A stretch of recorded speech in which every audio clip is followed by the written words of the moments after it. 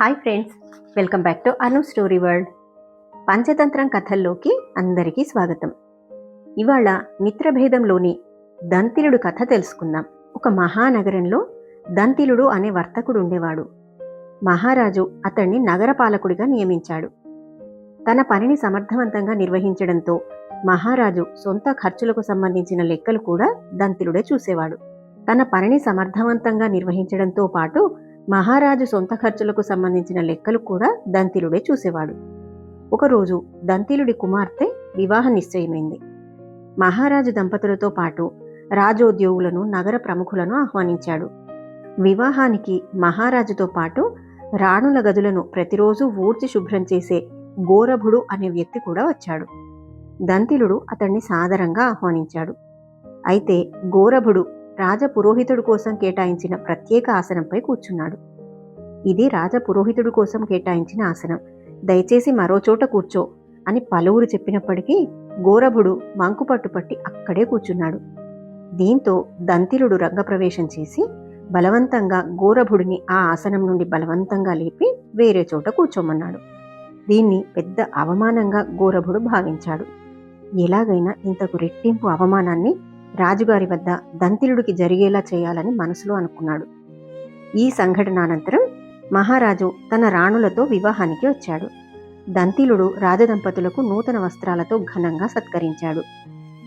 ఒకరోజు మహారాజు అప్పుడే నిద్రలేచాడు. గోరభుడు ఆ గదిని ఊడుస్తూ శుభ్రపరుస్తున్నాడు. నిద్రమత్తులో ఉన్న మహారాజు వినేలాగా, ఈ దంతిలుడికి ఎంత ధైర్యం, పెద్దరాణిని కౌగిలించుకుంటాడా అని గొణిగాడు. ఏమిట్రా, ఇప్పుడు నువ్వేమన్నావు అని ప్రశ్నించాడు మహారాజు. మహారాజా, రాత్రి పని ఒత్తిడితో పొద్దుపోయే వరకు మేలుకునే ఉన్నాను. నిద్రమత్తులో ఏమన్నానో నాకే గుర్తులేదు అన్నాడు గోరభుడు.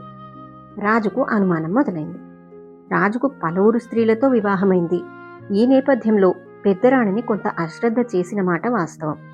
ఆ కారణంగా పెద్దరాణి దంతిలుడిపై ప్రేమ పెంచుకుని ఉంటుంది. రాజు రాణుల అంతరంగిక మందిరాలకు వచ్చే పురుషులు దంతిలుడు, గోరభుడు మాత్రమే. రాజుకు కోపం వచ్చింది.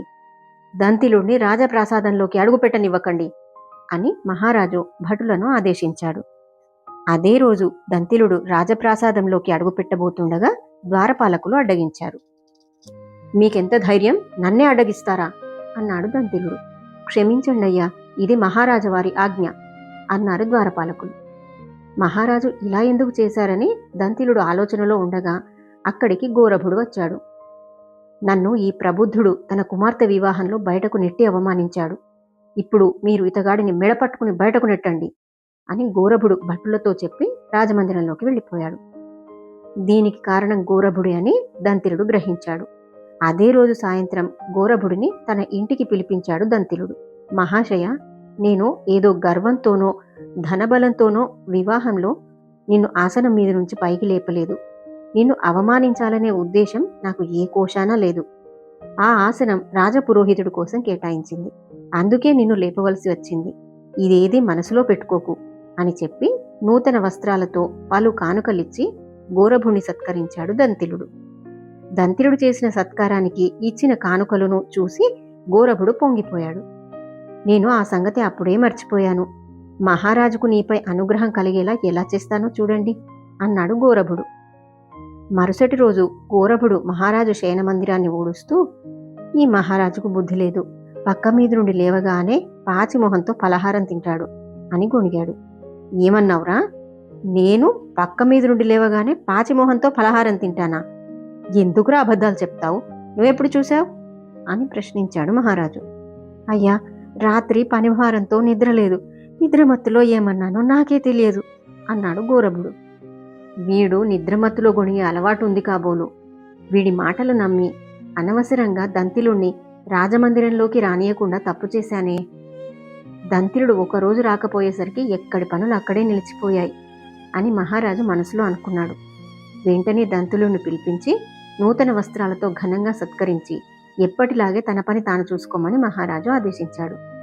దంతిలుడు ఆనందంగా ఎప్పటిలాగే రాజప్రాసాదంలో తన విధులు సక్రమంగా నిర్వహిస్తూ ఆనందంగా జీవితాన్ని గడిపాడు. అది కథ. ఈ కథ మీకు నచ్చినట్టయితే ఒక లైక్ వేసుకోండి.